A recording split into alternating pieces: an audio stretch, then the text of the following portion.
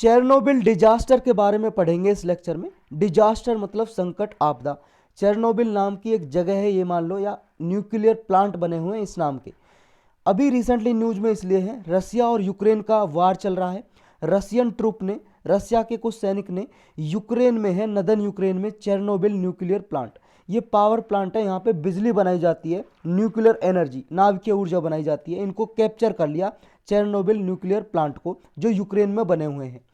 और ये चेरनोबिल जो डिजास्टर हुआ था, ये ह्यूमन हिस्ट्री में one of the worst nuclear disaster है। सबसे जो खतरनाक आपदा, संकट, न्यूक्लियर डिजास्टर हुए हैं उनमें से एक है ये चेरनोबिल डिजास्टर।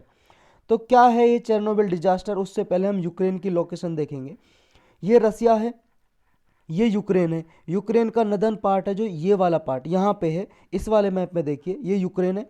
इसकी कैपिटल कीव है, राजधानी। इसके नदन साइड में चेरनोबिल, ये टाउन है, टाउन में ये बने हुए हैं चेरनोबिल न्यूक्लियर प्लांट। परिपियात नाम का टाउन है, शहर है यूक्रेन में। यूक्रेन का नाम 1991 से पहले, जब रसिया का डिसइंटीग्रेशन हुआ था 1991 में, विखंडन हुआ था रसिया का, कई सारे अलग अलग इससे देश बट गए थे। तो उससे पहले 1991 से पहले रसिया का ही पार्ट हुआ करता था यूक्रेन, और इसका नाम था यूक्रेनियन सोवियत सोशलिस्ट रिपब्लिक। रसिया के अंडर में काम करता था ये। यहाँ पे 26 अप्रैल 1986 में ये डिजास्टर हुआ, चेरनोबिल ट्रेजेडी हुई, न्यूक्लियर एक्सीडेंट हो गया एक। यहाँ के रिएक्टर नंबर 4 में एक्सीडेंट हुआ और इससे बहुत सारी रेडिएशन निकली। रेडिएशन मतलब वेव, किरणें निकली, जिन्होंने 3 नेशन को प्रभावित किया। 8.4 मिलियन पीपल प्रभावित हुए। 1 मिलियन में 10 लाख होता, लगभग 84 लाख पीपल प्रभावित हुए इन रेडिएशन से। जो डेथ हुई थी, देखो डेथ यहाँ पे लगभग जो इंस्टेंट डेथ हो गई थी, लगभग 30 से 50 के बीच में डेथ हुई थी। लेकिन जो IEA है, IAEA international atomic energy agency, उसके हिसाब से लगभग 4000 पीपल इसकी वजह से मर गए थे यहाँ पे, इस डिजास्टर की वजह से। हुआ क्यों था ये? कुछ ग्रुप ऑफ टेक्नीशियन थे, कुछ टेक्नीशियन थे जो यहाँ पे काम करते थे न्यूक्लियर पावर प्लांट में, चेरनोबिल में।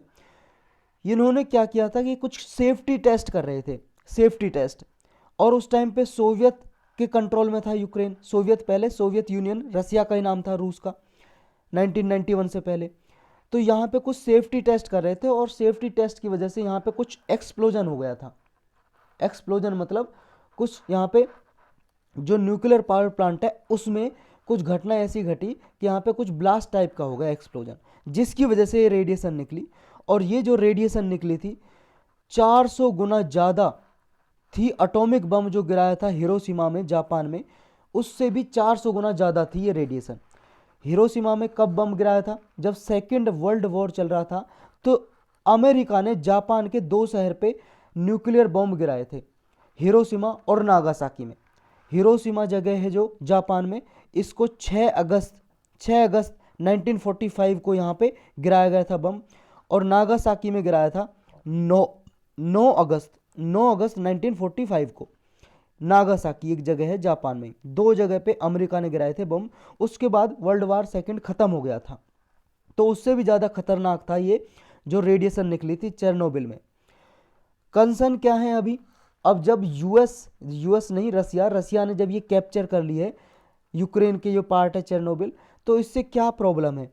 देखो, चेरनोबिल अब रसिया के कंट्रोल में आ गया, यानी कि न्यूक्लियर वेस्ट स्टोरेज फैसिलिटी का अगर डैमेज होता है तो इसकी वजह से बहुत सारी रेडियो एक्टिव डस्ट निकलेगी, जो आसपास के नेशन में भी फैल जाएगी यूक्रेन के साथ साथ।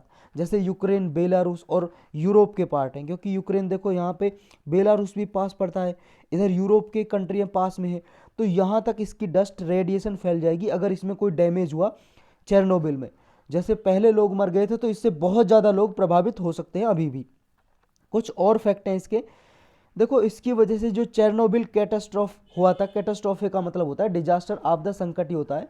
जो चेरनोबिल में ये संकट आया था, डिजास्टर हुआ था, इसकी वजह से एक कारण माना जाता है कि सोवियत यूनियन का विखंडन हुआ, डिसइंटीग्रेशन हुआ, कोलैप्स हो गया। सोवियत यूनियन जो बट गया था, यानी कि रसिया में अलग देश बन गया रसिया, और इससे कई सारे नेशन निकल गए, जैसे ये यूक्रेन, बेलारूस वगैरह हैं, ये अलग हो गए।